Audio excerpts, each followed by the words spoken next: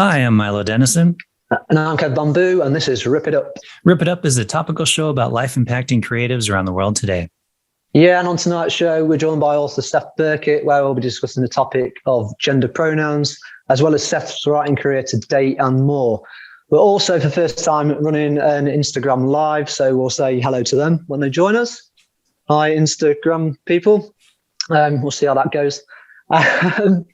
But also, before we get into the show, Milo, you've recently changed your profile picture on social media to a Simpsons character. Mm-hmm. Is that an actual Simpsons character, or it was from my guest stint on the Simpsons? Yeah, it was the character that. Oh, you managed to hook up with the Simpsons guys and get on it's like there. all actors; they've got certain things on their list of like, once you've made it as a Simpsons character, you're in as an actor.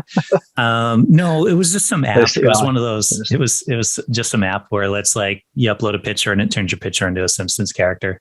So that's all it is. I'm going to change it to the badly drawn Milo though that you did. Yeah. Oh wow. Yeah. Oh yeah. No.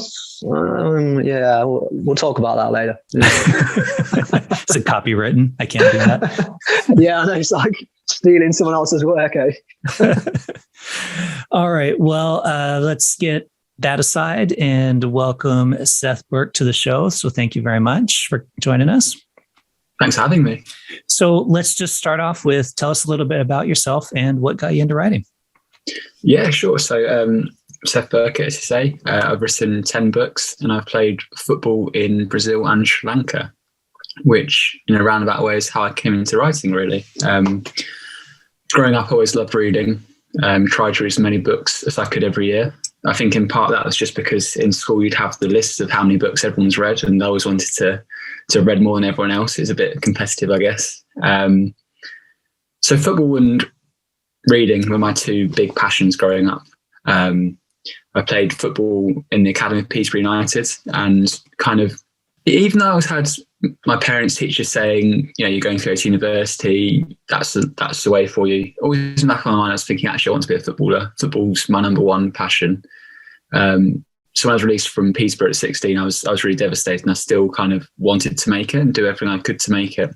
And after a series of very fortunate events, I managed to get a contract playing in Brazil.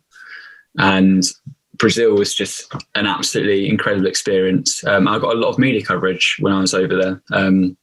So Brazilian national media, but also back here in England. A lot of crazy stuff happened while I was in Brazil, and I was keeping a diary while I was out there. I did that because as a footballer, he had a lot of downtime. So I'd just write down interesting stuff that had happened. And the longer the diary went on, the more I thought, actually, it's a really interesting story here. So because of that, and also actually, my gran's an author. So I should probably should have mentioned that one earlier. She has written hundreds of books over the years. She actually specializes in nature. So she used to run a wildlife rehabilitation center in her house. So awesome. My dad would grow up with foxes, badgers, birds of all kinds in the house. So she started to write books inspired by that and did quite well with it. And as a result of that, she was always encouraging my own writing. So kind of all these things merged together to create my first book, which was A Boy in Brazil. That's excellent. And just for people that are viewing, because we have quite a few American viewers as well, when we're talking about football, we're talking about soccer as well. So just so they're aware that Seth wasn't a big time Brazilian NFL player. I would not like to see myself in the American football field. I don't think I do very well there. So yeah, definitely soccer. Yes. What's cool about that though is when I think footballers and I think authors, I generally don't put those two together. You tend to think of like footballers as kind of just these jocks and they only care about that kind of stuff. And then of course you think of authors as intellectuals. So it's cool that you actually took those two things and show, there's actually not just one, they can be both. Yeah, I think I wouldn't necessarily describe myself as an intellectual, but I just think it's, as you guys know, as creators, really, I just want to try and do as many different things as possible and see which I enjoy the most. And so I didn't necessarily ever plan on becoming an author. I just always thought it would be cool to write a book, and enjoyed it so much that I kept on writing and wrote another book. And now I'd probably say I actually enjoy writing more than I enjoy football, which 10 years ago I never would have thought would be the case. Yeah, I think when you're really invested in sport, especially when you're growing up, it's the only thing that you want to do. If you're involved in a team or anything else, to be honest, if you've got a hobby that you're really well into and you play it a lot, you do it a lot, you really, that's the only thing you're concentrating on. And it's almost as if like that's the only thing that matters in the world as well, because there isn't the wider issues that are maybe connected to it. It's just you're going and playing sport, and obviously there's a pureness to that, which is great. Which obviously all kids should have that for as long as possible in anything that they do.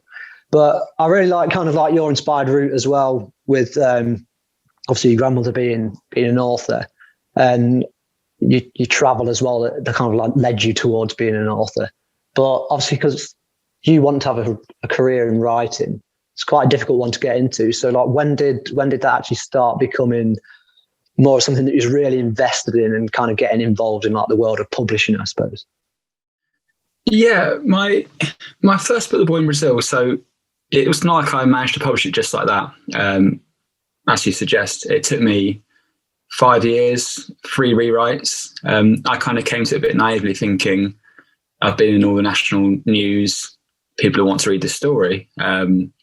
It turned out that no publishers wanted to read the story, so I had to keep on rewriting it. And actually, when I went to university after going to Brazil, and I broke my leg, and that was actually, I'd say it's one of the not the best things that happened to me, because that's wrong, but that setback actually gave me a real good opportunity to pay more attention to the book, and that's when I really started to work on it more, because I had all this time suddenly. I'd gone from training at least once, usually twice a day for football, to nothing, to just rehab.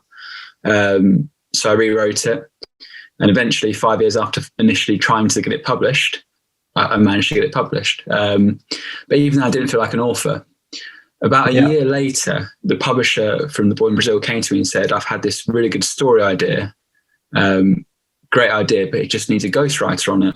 And he asked me if I wanted to be the ghostwriter, and I said yes.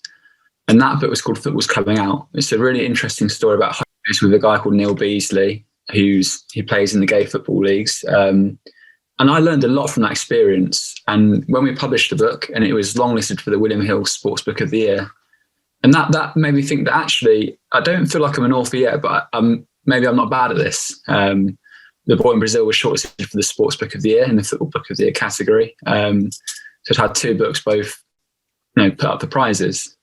So that made me feel like I've got a few more books in me. That said, I think it's probably only last year I did a deal with the first kind of big publisher. And that was the first time where I thought, I wouldn't classify myself as an author, but I don't think I'm far off being an author now. So I still wouldn't classify myself as an author. When people say, what do you do? I do say, well, I'm an author, but the reality is that if I had to live off writing money, I wouldn't be living very well. One more question on The Boy in Brazil, because you did mention that you had to go through rewrites and stuff to get it all to come together. Like, what was it about it that the publishers didn't like? Was it, certain, kind of elaborate on that? Like why what it went through in those rewrite process that really made it something they wanted? So a lot of them didn't even reply, so I'll never know. But I remember some feedback was not a happy ending. A few said about the writing style, about the format, because I had just formatted it as a diary, really. Mm-hmm. And it was, I tried to write it when I was 18, so there was a lot of work to be done. I studied English at university, so that helped, really. So I remember just reading loads and loads of books. And I think one that really helped me actually is in my 4th year of university. I remember reading On the Road by Jack Kerouac. And love that book. Yeah. It's in my top 5. Yeah. And I think it was one of the best things actually is I remember after the book was released and someone messaged me and said, this really reminds me of On the Road by Jack Kerouac. And I thought, brilliant, because nice. It's Biggest also compliment you could get. consciousness. And I'd never come across a style like that. And I think I just read it and reread it, and just really liked it. And I think that helped inform my writing style. And now when I write a book, I do the same, but not with Kerouac. I do it if there's a Norwegian writer called Nausgaard, and he's got a 6-book series of his life called My Struggle. And I just think that's absolutely superbly written. So now, before I read a book, before I write my own book, I'll read one of those. And then the other book, which I think is just absolutely superbly written, is Andre Agassi's autobiography. So those are kind of the books which I now write to try and hope there's some bit rubs off of my own writing style. Yeah, that's great. Nice. Yeah, I mean, because I really like. Yeah, I mean, I've read your initial book, the Boy in Brazil. And I've said it before. I've said it to anyone that I've come across and mentioned the book, that there's a sports writer called Joe McGinnis, who's an American guy, and he wrote the book The Miracle of Castel di Sangro, which is about an Italian like Serie D football team, really really low league sports team, Milo.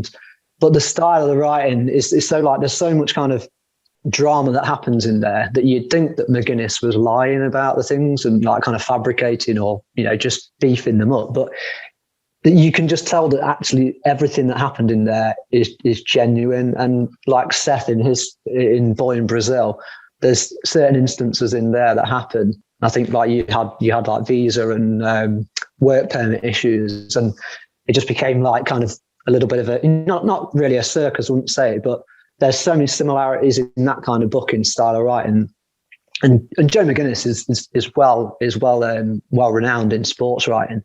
So I mean, I'm sure Seth knows that me saying that is probably a fair accolade, to be honest.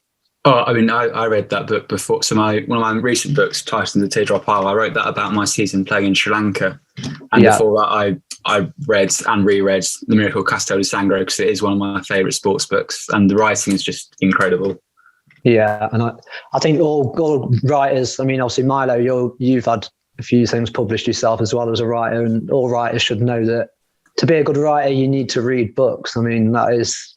You should be reading books at least, to make yourself a better writer. I mean, I don't know if you guys would totally. Like, if you want to be a filmmaker, you need to watch films. If you want to be, anything, how could you not like pay attention to others in the same film? Yeah, absolutely. So you obviously just mentioned that you wrote, you ghost wrote Football's Coming Out with Neil Beasley. Tells this story about people coming out in football or in sport anyway as gay, which is obviously quite, is still today is quite a difficult thing for pro sports and people in their own communities playing sports, because there's still a fair stigma on that. It's an important conversation to have, but also we've got like kind of like it links in well with our like main topic that we're going to be discussing today, which is to do with people regarding their preferred pronouns. But can you tell us a little bit more before we go into that? Can you tell us a little bit more about Football's Coming Out and how you got kind of into that? Because I know you said you got approached. The same publisher that published Boy in Brazil approached me with this. So it's a guy called Ian Ridley. I'd messaged Ian, who's a really well-regarded sports journalist in England. I'd messaged him more just for feedback. So I was so at a loose end I had so many rejections. And I was just really fortunate that Ian liked Boy in Brazil, and I got on really well with Ian. And to this day, he's my mentor. I mean, I wouldn't have a writing career if it wasn't for Ian. And everything he says, all the advice he gives me is incredible. So he put me in touch with Neil Beasley, and I met with him just because the thing with being a ghostwriter is that you don't have to be an incredible writer to be a ghostwriter, really. The most important thing is just to get on with the person you're working with.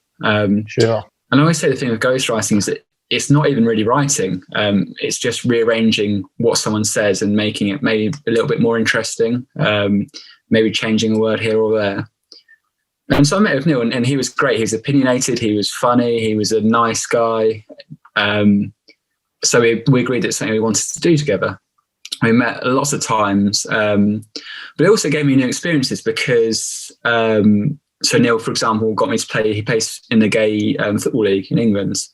So I played a game for them. We played against the straight team, and that was really eye-opening. I played again for his team. We played in a gay football tournament with other gay teams, and that was interesting as well, because you have certain stereotypes about it, which are all absolutely untrue. I remember one of the first things that I saw was a 2-footed tackle going in and just people squaring up to each other at this This is normal. This is normal football. And what was interesting, I think the most interesting thing I had with that was when I played in the gay team, we played against the straight team. And it was to mark Football Against Homophobia Month. And it was all friendly, nice and friendly. Everyone was getting on until we went 2-0 up. And the straight team then, they didn't say anything homophobic, but the whole attitude changed, the whole tone changed. And that for me kind of really emphasised why a book like this is so important. I think the other thing which emphasised it is that working with Neil, I learned so much about homophobia. And the reality is that, I consider myself left-wing. Actually, I was complicit in a lot of stuff. The words that I used around football changing rooms, I never really thought of the impact of those words. You don't when you're in that environment. And actually, a lot of the stuff that I would have said before would have been considered homophobic. So working with Neil really kind of educated me and showed me the power of words. And so we're hoping that the book will show others the power of words and will have an impact. And it's been amazing that it has. I mean, we've worked with university students, we've worked in schools, we've worked with major sports brands, all to try and improve the conditions of homophobia in football. So it's been amazing to see what's happened as a result of that book. It's funny because in so many areas of life nowadays, people are very progressive about that. But it is still interesting how sports is a bit behind the times. I'm thinking of American football as well. One of the football players here last year, a couple of years ago, came out as gay, and it was like big news because same thing. It's not something that you necessarily want to admit to in that field as well. So it's cool that people like him are coming out and telling their stories and getting it out there. So that way, as time goes on, people will become more, less, homophobic, less ignorant. I don't know. Yeah. I think it's definitely, I was just going to say, I think it's definitely about kind of changing those attitudes within environments when there might not be people that are different to you as well. Because there's all being well, kind of just being in an environment and being like, someone's like, I'll better not speak like this now that there's someone that's different to me here. Yeah. Whereas actually changing that attitude to when you're in a room when there isn't anyone that's different to you, and then there's conversations going on where people start saying things like, well, actually, no, that's still not right, just because someone isn't there. Yeah. Because then that's even worse because they're not even there to kind of defend themselves. So, but that does lead us on to kind of what we are talking about as well. So we run a public survey pretty much every episode, and this is our first one for our second season. So we're kicking it off, and we're talking about gender pronouns, obviously. So the first question's pretty simple question that we posed to them, and it was, what are your preferred gender pronouns? So we actually listed the current kind of there are literally 10 or 9, I think, different pronouns currently. So and some of these were totally new to me. I'd never heard of them before. A few others that I had, I probably had about 5 or 6. So their option was basically just they, them, she, her, he, him, per, the, they, fer, z, them, see, here. And then we also had another one for other or combination, because I know it's likely that I haven't covered that. But Milo, first off, what are your preferred pronouns? And also, how many of those had you heard of before? Not all of them, that's for sure. It's funny, actually, I was updating my LinkedIn profile today, and it now has the option of what's your preferred pronoun. And it's like, oh, okay, interesting. So I picked mine. So yeah, I'm a he, him. Okay, and yourself, Seth? Absolutely the same. I've heard of very few of those. And And I'd be a he, him as well. Well, I'm he, him, and they, them, but I'll talk about that later on as well, because I think a lot of the things with kind of gender pronouns is also they bring up a lot of confusion for people as well. Because for most people, I would say, in an emerging thing, it's like that whenever you've got new language coming around, or any language that's evolving, you've got kind of things that people have confusion around, and they might go, oh yeah, but I thought it meant that, or I thought it meant that. And it's like, this is maybe about opening up conversations that, do they mean that, or actually does it mean something else, or does it mean something just personal to you as well? So yeah, we'll go through. So basically most of our respondents were actually he, him. We had 75% were he, him. We had a good 20% was she, her, and then we had split between 2.5% was they, them, and then we had someone who put other as well. So, and we usually have a few comments because we give people a chance to comment right at kind of, at the end of each question, like little free comments. So, and these are all anonymous. So whatever people have put, it's down to them. So someone's just put, happy to call anyone whatever pronouns such as the above, if it makes them feel more comfortable in their own skin. Someone else has put, always been comfy being a him, no need to change now. Then we've got a few that might be seen as something a little bit different, but someone said, I haven't had any thoughts about these not being my pronouns. Someone else has put, learn something new every day. It will be interesting to see if neo-pronouns become the norm over the next 15 to 20 years, even before. And I'll read one more of those before we move on, and that is, I won't read that one actually. I was just saying I'm male. Okay. And then someone said, oh, there are only two genders. So that was interesting, because obviously people are going to have their own thoughts of that. So yeah, we'll bring that back.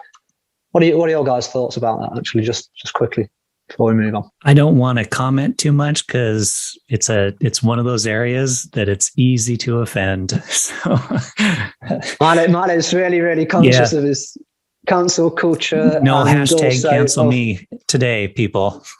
And also because obviously you've got your upcoming live performances, you don't want people throwing eggs or anything at you, I'm sure. But, I'll be honest. Like the thing, I don't really care. Call you whatever you want to be called. My only problem is when people get offended if you accidentally say he when they prefer her, or she when he prefers them, or something like that. And if they correct you and you're like, I actually prefer this. Okay, no problem. But, sometimes people just get really angry about it. And it's like, okay, sorry, it was just a little mistake. I, didn't know. Not that that's happened to me, but I would imagine that happens. How about yourself on that one, Seth? No pressure to comment. No, I think exactly the same. I'm happy to call anyone whatever they want to be called, as long as they feel comfortable in their own skin. That's the most important thing. And I think what's amazing about this conversation is that, 20 years down the line, people think, oh, that's so old-fashioned. Now we've got all these pronouns and they're widely known. But I agree, it's a minefield. I do a lot of work in schools, and it's so hard for me to just, it's what I'm used to saying. And even not necessarily pronouns, but something like the other day, the children talking about sportsmanship. And you can't really say that. Like, you shouldn't say that anymore because it should be, sporting nature, really. The same kind of thing in cricket, how we've got, it's no longer batsman, it's batter. And so these things are not natural yet, to kind of use these pronouns, but it will be natural soon. That's good when it's natural, because it is most important that everyone feels comfortable. I do think it really is an evolution of language, isn't it? Like you say, and that's nothing new really in essence, is it? Because language has always continually evolved. We've always had new words come in. So just because we happen to be living in it at the minute, of that evolution of word change, people have had to, deal with those, changes and adaptations throughout, the history of language since a human started speaking. our language has gone from, right down to just ugs and grunts to, I won't say that our show is that evolved. Which is our show, yeah. Yeah, that's a good point, Kev, because you're right that the language is constantly evolving, and this is just the next evolution of our language, and so you can either evolve or you can be left behind. So, personally, I'd rather evolve. Right, but just before we move on to that, I've added you both to the Instagram live thing. So if you want to join, I've just invited you on it. All right, back to the show. So we are question 5. That is Milo, and it's you. Okay, well, let's move off of pronouns and all that fun stuff and talk about creative writing. So, Seth, would you please read us an extract of one of your books? Yes, sure. So here's perfect timing for the people joining on Instagram Live. Absolutely. Story time as well. Yeah. So here's an extract from The Boy in Brazil.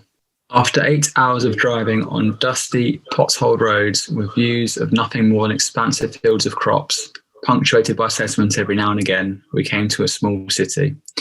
We drove through a dusty favela at the edge of an industrial estate filled with box houses created from whatever materials the owners could find. On the edge of the favela, we stopped at what appeared to be a garage, I presumed to fill up with petrol. It turned out that Casa dos Filtros, literally house of filters and indeed a former garage, was my new home. The chairman gestured for us to get our suitcases and follow him, and tentatively I obeyed. Casa dos Filtros had a big up and over front door and a corrugated iron roof. The door led into a large communal area and kitchen. There was a long bench running from one wall to the other and a television opposite. I wondered why there was a toilet brush on the table. The house was empty. It was late afternoon and the team was presumably training. We were taken to a room on the left, where the chairman told us to leave our suitcases. The room was a little bigger than my one at home, but this one I had to share with 5 Brazilians. 3 bunk beds were shoved around the perimeter of the room, leaving an area of about 4 square meters in the middle. The windows had bars covering them, though one of the windows had a bar missing. The most notable object in the room was a large air conditioning box in the top corner of the room, which had been turned up to full in the absence of its residents. It felt like a refrigerator in there. Quotes, printed on paper in large font, were pinned to the walls of the room, and I wished that I knew what they meant. A couple were clearly marked as being biblical, and I suspect the others were motivational. The concrete bathroom was a collection of shared open showers, 3 toilets with no doors, and a urinal under a washing line. Shower curtains hung limply where the toilet door should have been, in a vain attempt to preserve the user's dignity. Though one toilet lacked a curtain, was utterly exposed. This same toilet was missing a toilet brush, and I couldn't help but think the brush on the dining room table was in the wrong place. And was that brush needed in the toilet? Flies were hovering around what the last user had deposited on the seat, and the other 2 toilets had urine covering the floor. Deciding this was the lesser of 2 evils, I carefully tiptoed in to relieve myself. It seemed my personal hygiene was rapidly about to go downhill. So just a short extract about the reality. That's why I didn't react, because I was waiting. Is he pausing or is he moving on? That's super vivid, though. Like I can picture that scene very well. Yeah, it was, absolutely. I mean, crazy to live there. It's horrible conditions. You think of life as a professional footballer and you think really nice house, nice car, that kind of stuff. Yeah. In Brazil, it's totally the opposite. And they give you these harsh conditions as a young professional. Because they say to me, Seth, in Europe, in England, young footballers get given so much so young. How can they keep fire in their bellies? So even the top clubs in Brazil, they make these young players live in these really tough conditions. I mean, no doors in the toilets, communal showers, up to, I mean, in our house, we had 14 people in one room, bars in the windows. And they do that to make sure that you stay motivated to better yourself, to lift yourself into a better life, really, through football. Wow. Yeah, I can see the thought process behind it to a degree, but it's almost like jail as well. It's just like just cram as many lads into this this space as possible, and then it's just I mean, I can understand the motivational element, but not the kind of like. It could easily turn you the other way as well, I think, as well. Just be like, sod this, I'm off. That would probably be me. I'd be like, fuck this, I'm going home.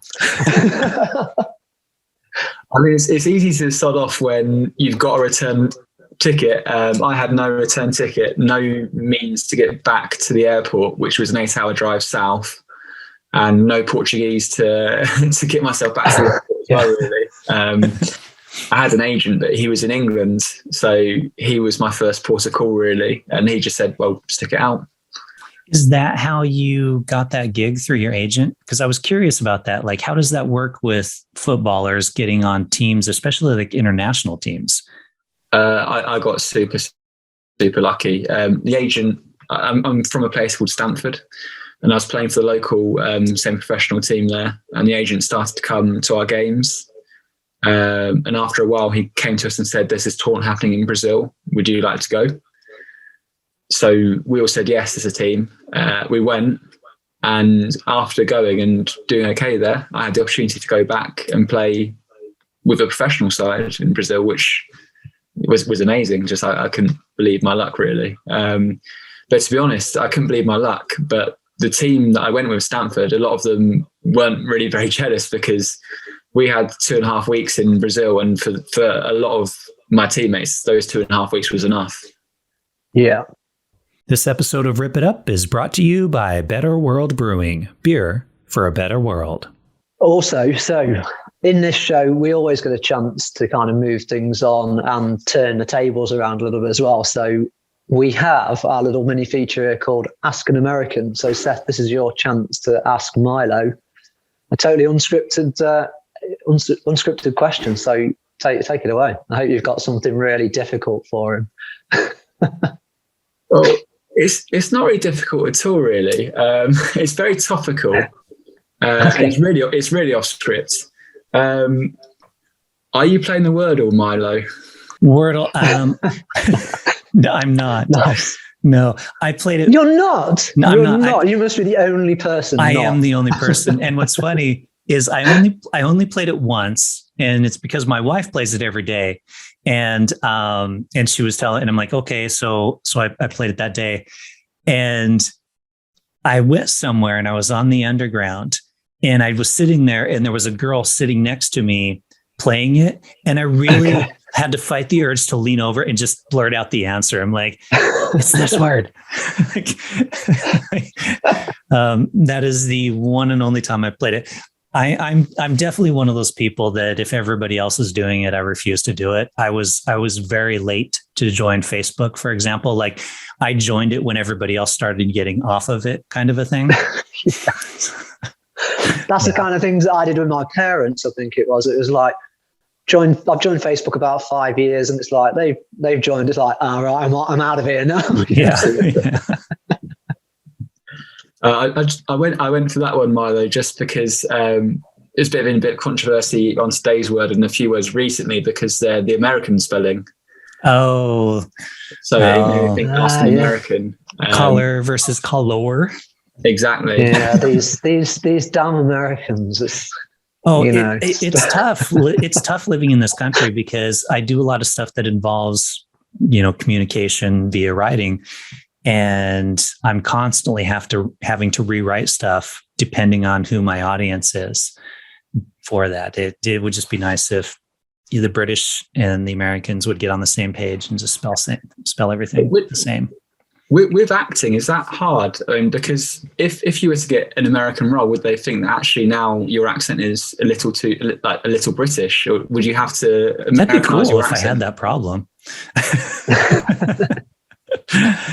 You get tons of roles. You'd be like, oh, British and American roles. Yeah, that'd be great. Yeah, it's one of those problems I wish I had, where they felt my accent was a little too British. All right. Well, let's move on from the Ask an American to the badly drawn bamboo. Seth, you have a badly drawn bamboo for us. Let's see it. A very badly drawn bamboo for you. A very badly drawn. Like tiny eyes. I like it. Yeah, but I have got little tiny moly eyes. And, that was not intentional. That was just because I thought I can't really draw eyes, so I'm just going to get 2 dots. So that's Kev as a 10-year-old, I guess, without the beard. I think that the thing here was The beard's an oversight, granted, but the big smile, because I always just remember Kev as just always being super happy and super positive. So I want to get a nice smile. Me on a football field, scoring a goal against like, a 7-year-old kid, scoring an absolute amazing goal, like, because if I'm scored in the World Cup, it's like, I'm happy about that. So, but yeah, so I'm wearing my Swindon shirt on there. Yeah, you're wearing your Swindon Town shirt. That's how I remember you. So my key memories of you would be big smile, curly hair, Swindon Town shirt, nationwide sponsor, and no shoes. Yeah, there's some good accuracy going on there. Like the subtle details. It might only be just a sketch, but you've kind of nailed it. Me kind of, when I was 10. So I'm gonna, you haven't changed, have you? No, other than the bit, maybe I've sprayed this on today and just like. So I'm gonna rate this one then, as I do with all of them, and I always get it wrong, but I am actually gonna rate this a 5 out of 10. So you're bang in the middle. It's neither bad nor good. There's some good points, and for a badly drawn bamboo, I'd say a 5 is a pretty good score, to be honest. And Milo. Yeah, so it's either bad or good. There you go. Congratulations. Take whichever one you want. It's neither here nor there. Well, audience, if you would like to send us a badly drawn bamboo, you can send it to @bamboo_creatives.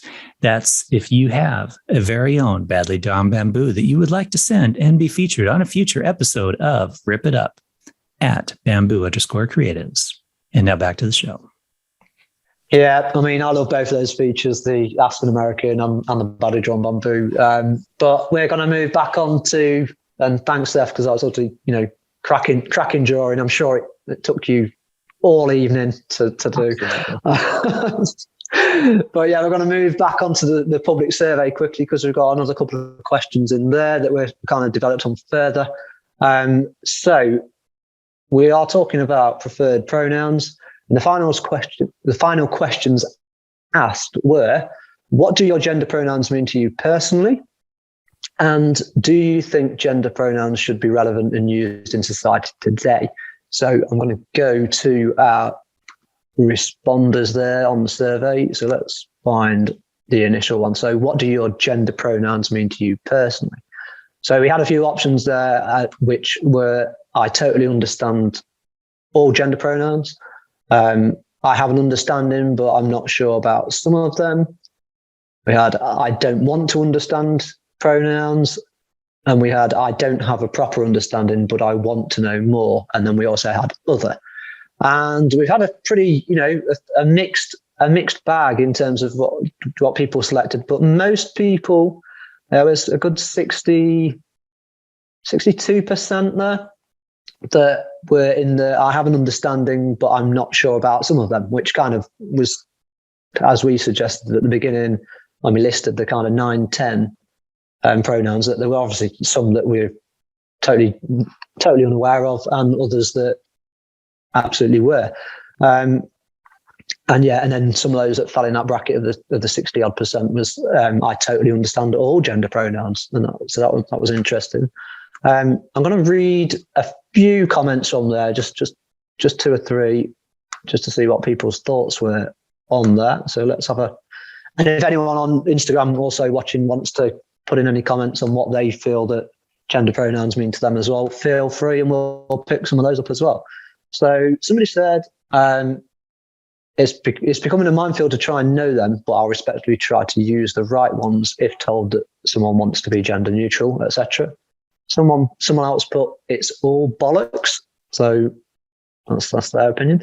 Someone else put, I find it silly to be concerned about pronouns. To me, it's obvious what your pronouns are. So, and then they put in brackets, transgender folk notwithstanding.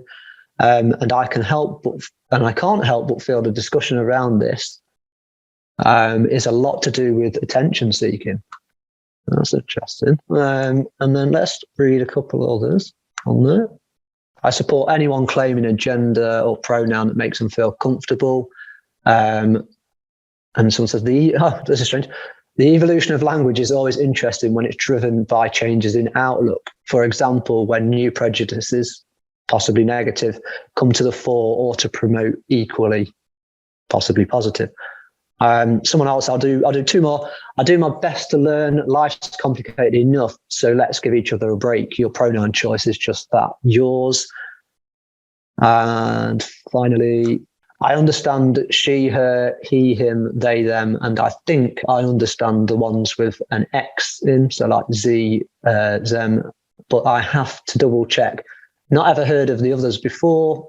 At work, I recently suggested that we add MX to our options for customers alongside Miss, Ms, Mrs, and Mr, because I've realised we didn't have an option for someone who identified as non-binary.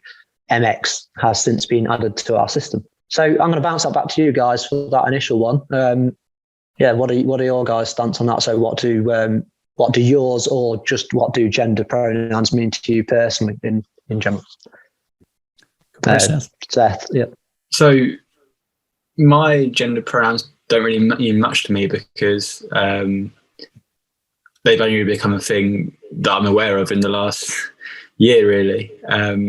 I've never thought much about them beforehand, but very supportive of anyone who does share their gender pronouns. I think it's important to be proud of who you are.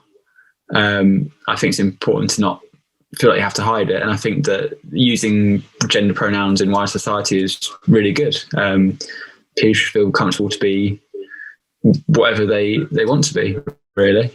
And so I'll support people. And I think that example you just read out about adding MX, for example, is fantastic, and I'd love to see more of.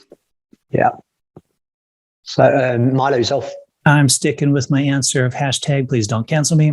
Whatever answer people want to hear is the answer I am currently giving.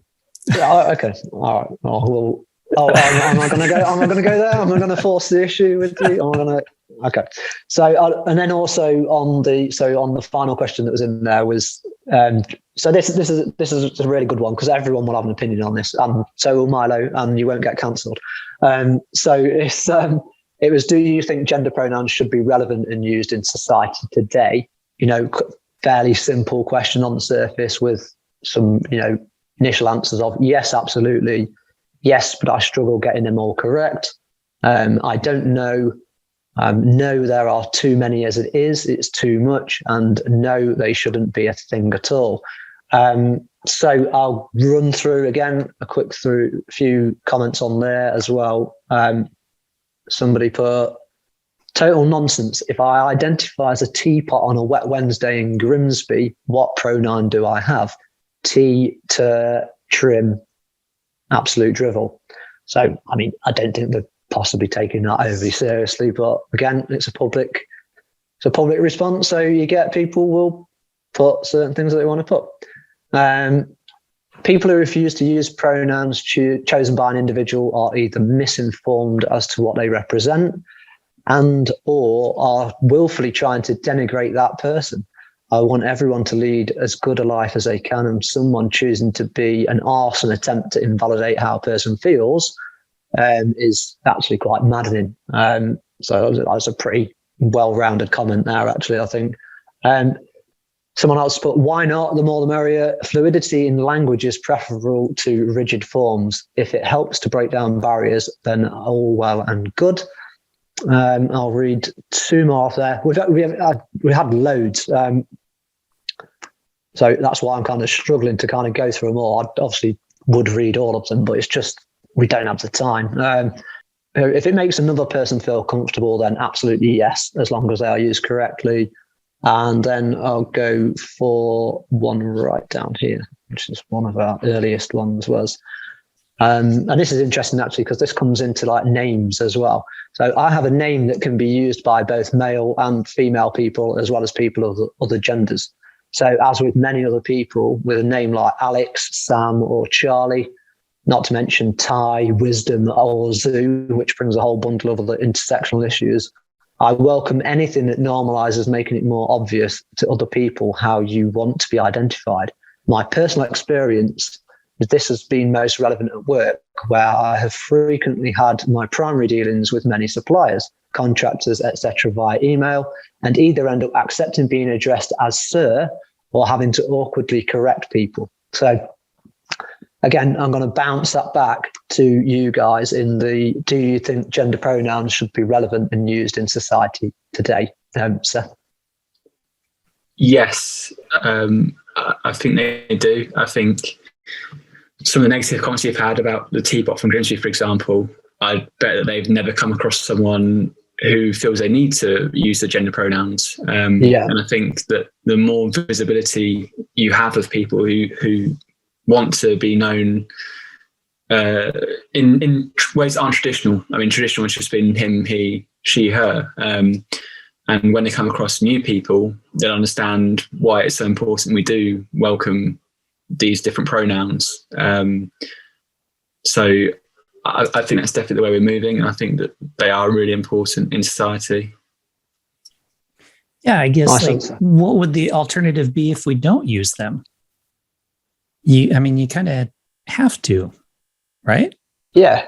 I mean, you've got to use them because obviously, like we talked about earlier, I think it purely does come down to that evolution of language, and if people's gender or their perceived gender that they want to be known as, then there should be a word there, and they should be relevant and exist in society just the same way as as potato exists for a tuber, and bread exists as a word. They're all things that weren't called that initially. So it's I do think it's just being sensible about it as well, isn't it? I think. Let me ask you guys. You're both sports guys. I'm going to put you here on the spot. What's your opinion on people playing sports? So this is that scenario that we had not too long ago where someone who was formerly male started to identify and transition to female, playing in female sports, but still had the body strength of the male. And I don't remember what the sport was. It wasn't that long ago even. Do you guys remember that story? So what about those scenarios? Does that then give that person an advantage, right? Like golf, the women's tee is farther off than the men's tee. So if I identify as a woman, can I then use the woman's tee, which even though I've still got the same, upper body strength, well, I don't because I'm a wuss, but like normal men, would still have the same body strength that they would have. I mean, to be honest, I think I'll go first, Seth, if you don't mind. But in some ways, you kind of answered your own question a little bit there, which obviously we know genetically there is a makeup that says that males tend to be stronger than females, if we're talking just, a binary set of genders. But you did answer it yourself there by just saying, I wouldn't go from that tee because I'm a wuss, or you feel like you're not that strong yourself. So I suppose that could come down to how someone is, say, a professional athlete has trained and got themselves developed to a certain point. If they're made up a certain way, then why shouldn't somebody compete in a level field? I'm probably not best placed to answer that professionally. So are you saying someone who identifies as male but identifies as female but is physically still a male, which sport would they play in, the male or the female? I think maybe we've got to come to a point where we've actually got a different category of sport, but then it's a very tricky one and it's a really good question because it then starts falling into, are we then categorized? Because people say, I don't want to be categorized, but then you're also kind of like categorizing people into say, well, that's the sport, that's the elite level for that people gender who are in that gender. Yeah. But Seth, I'll bring it to you because obviously you played at professional level for sport. So yeah. You may not have experienced that, but you could probably going off Milo's question. Yeah, I think it's an absolutely impossible task, really. I find the news story so interesting about this because I think it's a really interesting issue, really interesting moral issue. I mean, even the other way around of Casa Semenya, I guess, who was banned, even though she's she is biologically female, and yet she had too high levels of testosterone. Was this a South African runner? Was it? Pardon? Was this a South African runner? Yes, yeah. I think she should have been allowed to compete, and I do think that professional athletes, they'll do anything to win. They want to win. So there may well be instances of men sending identify as women to compete against them. It's such a minefield if that happens. It really is, because then you're going back to, okay, do you classify it biologically? Do you go down to testosterone levels? I don't know the answer there. I really don't. I'd be really intrigued to know what a wide cross section of people thinks about it, if they think it should be allowed or if they shouldn't. Because for me, I just think I don't really have the knowledge of biology, enough knowledge of ethics to kind of give a good answer which will please the widest number of people, really. Yeah, and that is, like I say, I don't think any of us, I don't think many people would be best placed for it. It's a great question, Milo, to bring up as well. And I think you are right there, Seth, when you mentioned about that. Obviously, in professional sports, unfortunately, there are people that want to cheat and, like I say, do anything to win. We've seen it over the years in many different sports, and that could enable somebody to go, all right, we're going to do this to enable ourselves a gold medal or to be the top in a sport. So it does bring up some interesting stuff, and like I say, I'm definitely not qualified to answer, but cracking question, Milo. It's definitely something that sports agencies are going to have to deal with here, because it's going to be if they don't start planning and how to deal with it, it's going to be a big issue, I think, because it already is starting to be one. Yeah. So we had the pleasure of listening to you read, Seth, and what, on another subject, is your possession that you would keep if you could only have one possession in the world? It would have to be my trusty football. I've had many great experiences with trusty football by my side, and I feel like I could find entertainment anywhere with just a football. So quite an easy one for me, but I'd definitely go football. Do you have a specific one? Sorry. Or just a football? No, a football. I wish I did have a special football, but no, just a football. I was waiting to see if you pull one out that's all batted and barely, gaffer tape wrapped around it to holding it together. The classic old school kids kind of football of choice. It's just all the panels hanging off it. Like this one. Yeah. I think Kev kicked all those into the sea when he was trying to score a goal, I'd say. But actually, I thought it could have been one or two things. I know obviously the football would be an obvious one to people who know you from the football background, but I also thought it might have been maybe a trusty pen, or to write on it, to use to write with it. I'd say that I'm kind of new school when it comes to writing, because I actually write a lot of my books on my phone in the notes section. Okay. That's just because I find that I have inspiration quite often at night. Actually, when I'm in bed, I'll just think up something and then start writing. When I'm on the tube, I like to write when I'm on the tube. So on the notes section. So a pen, I don't really use, I'm afraid.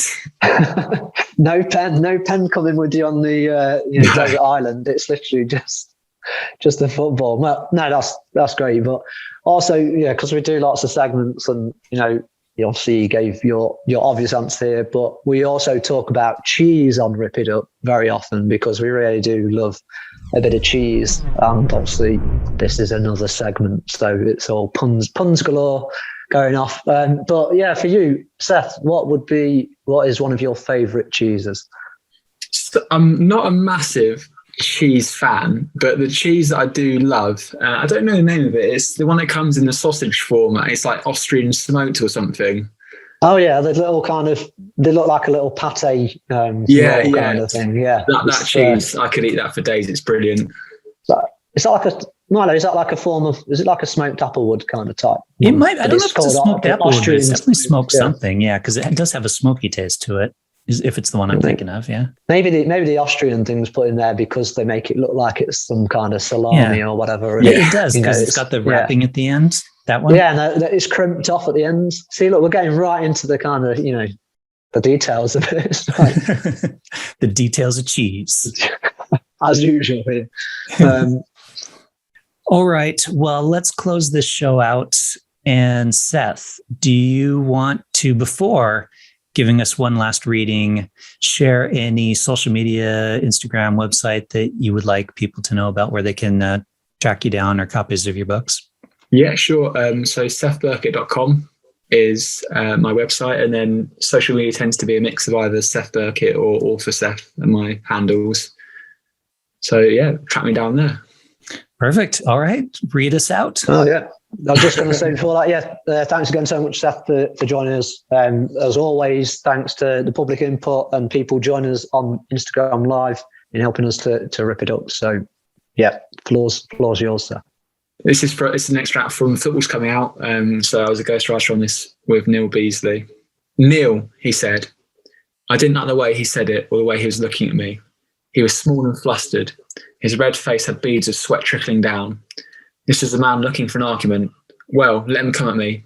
I'd dealt with people like him before, and now there was no joy to hold me back. Neil, he repeated, only this time trying to place more authority in the word, a ridiculous attempt to seize power. I don't know what's happening with Blaze. We're getting a bit straight. Believe it or not, this wasn't an isolated incident. It was a sentiment echoed by a few. Even one of my closest allies warned me that we were getting a bit straight. What on earth does that mean? A bit straight? Who cared? Why should we limit the number of straight people allowed in the team? It's all about inclusion and acceptance. Well, that and getting the 3 points. The second season started well. Joyner's departure gave me free rein as chairman. It was a move which initially left me nervous that I wouldn't be able to cope alone. But as it unfolded, it proved a big relief. I was being held accountable for my own actions and not someone else's. It made me the responsible person I needed to be in the first place. I'd imagined the previous season that change would be implemented with results coming immediately. But actually, coming rock bottom in the first season was the best thing that could have happened. After the shock and humiliation, I came back focused and motivated anew. Whatever happened in that second season, I knew things couldn't get worse. Fortunately, I had some good people around me, and while they didn't let me mess up, they gave me enough autonomy to get things done. For a new era, I wanted a new kit, and we were now in that one. The red and black stripes were replaced by a bespoke black shirt with a pink stripe. It looked really smart and everybody liked it. New players came in, a number of them, as a small, flustered man who stood in front of me pointed out, straight. There's a weird dynamic of straight players in the gay leagues, and the numbers have increased as the league has gone on. At first, we didn't have many at Blaze, and there were only a handful in the whole league.